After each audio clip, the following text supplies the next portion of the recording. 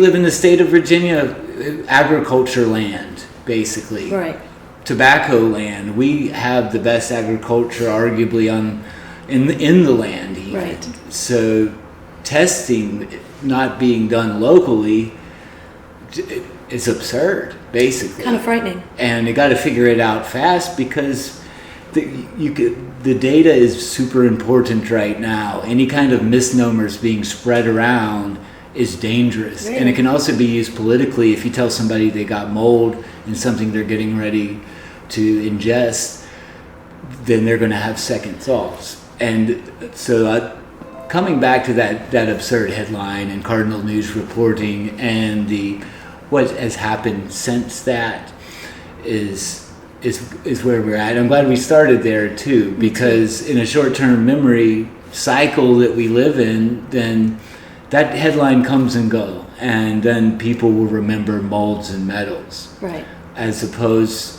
which it has shady testing at the bottom of the article, and it's old hat stuff, and clickbait is, you would hope a nonprofit, news source would not have to resort to gathering readers in such ways. Definitely root for them, and it's cool to hear about their work with NPR, but certainly just this angle of their reporting. And you were talking specifics, and who could talk about the reporter, or you could talk about the publisher. I think it's probably best to leave it in the editor of who to blame for publishing this in such a way that is either targeted towards you personally, or ignorant to the big elephant in the room of the daily deaths that occur to opioids. Right.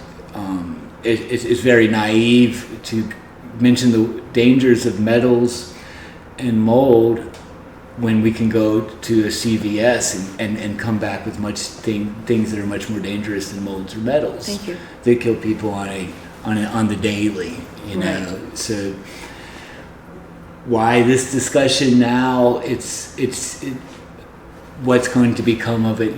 What's the next steps?